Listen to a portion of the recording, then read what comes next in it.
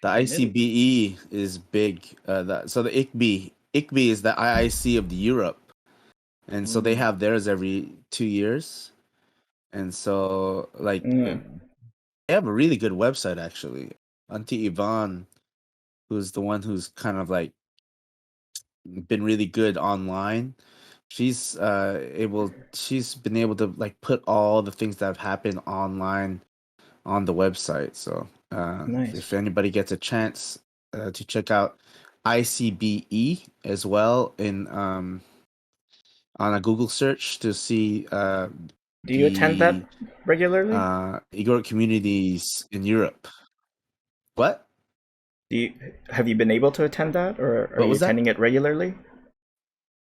Yeah, I attended the last one, and that was the last time I wore my my grandfather's onus. Oh Excuse yeah, me, my that's great grandfather's Oh, onus before. Yeah, I was the we performed over there. We danced together. I don't really want to say perform, but we did our dances together, and I think that was in um Amsterdam. wow. So that was a good time, man. That was a really good one. That was the last one I went to before Is the lockdown, is there a and big they were gonna community do there in another big Amsterdam? workshop. Uh, yeah, there's a good size community over there. But Hmm. they're spread all over like Italy and they all have their own groups. Germany, Austria, like there's all these different groups, and so obviously it was inspired by the IIC, which is the big national worldwide conference. But they wanted to make sure it's kind of because it was kind of like this way to make sure that like to inspire each other and our groups because everybody's like have all these smaller groups, but in Europe it's so easy to kind of just fly and come. It's like 50 pounds sometimes 50 to 80 pounds round trip sometimes depending on the deals. So it kind of works out for us here in Europe to have these kind of things. It's nice. It's nice.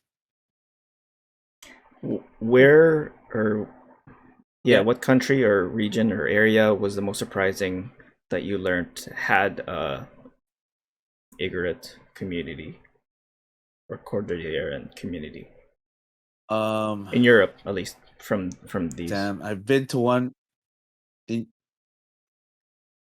Europe. I've been to. I went to one um in Italy. I mean, I had heard there was a big Filipino community over there, but I have to say the one in Amsterdam I didn't know was as like they work really well. The ones in Amsterdam. Um. Yeah, I guess I'd say the ones in Amsterdam that they're a really tight community.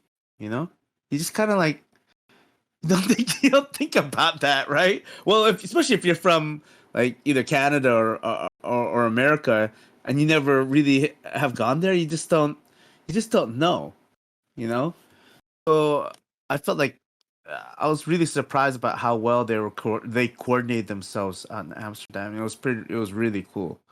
But I did go to the one in Italy, and I think Italy has the largest amount of Filipino immigrants right now. Really? Filipinos, just in general, Oh wow. including TNT, I guess. Yeah, and there's a huge community, and I think they fill in the gap of basically all the Italians that move out of the country, because there are a ton of Italians that just once they graduate university, they know there's not that much money there, so a lot of them leave, and so the Filipinos take over that whole sector where there's not that many people working. They fill in that gap, and Right. so economically they've been doing pretty decent out there. Nice. Wow. And I had yeah. no idea. Yeah, No. yeah. When you said Amsterdam, Yeah. I was definitely surprised. So cool. Um, yeah, I didn't realize the time, so maybe we'll just get back into the video because pretty much at the end of the video, I have to go Oh get my jeez, kid. man. Well, that was So like an hour long tangent.